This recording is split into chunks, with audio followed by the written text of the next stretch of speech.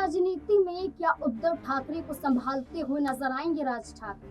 उद्धव ठाकरे की पार्टी टूटने की कगार पर पहुंच गई। वो उद्धव ठाकरे जो विधानसभा चुनाव में जीत तो हासिल नहीं कर पाए, लेकिन उद्धव ठाकरे एक बड़ी चुनौती भारतीय जनता पार्टी के लिए महाराष्ट्र में साबित जरूर हुए कि आज भी भारतीय जनता पार्टी के तहत उद्धव ठाकरे को साधने की कोशिश की गई। उद्धव ठाकरे से मुलाकात मुख्यमंत्री देवेंद्र फडणवीस ने की, लेकिन इस बीच एकनाथ शिंदे बाजी मारते हुए नजर आए। एकनाथ शिंदे ने उद्धव ठाकरे के 6 सांसदों को तोड़ने का बड़ा जिम्मा जो संभाला था, उसमें वो कामयाब साबित होते हुए दिखाई दे रहे हैं। एकनाथ शिंदे के गुट में शामिल होने के लिए तैयार उद्धव ठाकरे गुट के 6 सांसद दिखाई दे रहे हैं। अपने राजनीतिक भविष्य को तलाशते हुए ये सांसद एकनाथ शिंदे गुट में शामिल हो सकते हैं, ये चर्चाएं तेज हो चुकी हैं। और महाराष्ट्र की राजनीति में जहां उद्धव ठाकरे पर तूफान आ रहा है, तो वहीं दूसरी तरफ राज ठाकरे की भी पार्टी अब राजनीतिक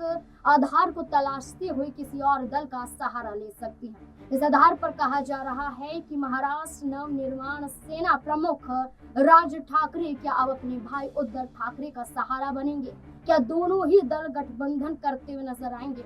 हरियाणा की राजनीति में विधानसभा चुनाव के मद्देनजर देखा गया था कि जननायक जनता पार्टी और इंडियन नेशनल लोक दल पारिवारिक रूप से एक ही परिवार, लेकिन राजनीतिक लिहाज से 2 दल देखने को हमें हरियाणा में मिले और दोनों ही दल अलग थलग चुनाव लड़ते हुए नजर आए, लेकिन दोनों ही दलों ने चुनाव नहीं जीता, जिसके बाद इंडियन नेशनल लोक दल से उनका पार्टी का सिंबल छीनने तक की बात की जाने लगी, क्योंकि विधानसभा चुनाव में 8% से भी कम का अंतर इन लोगों के पास देखने को मिला।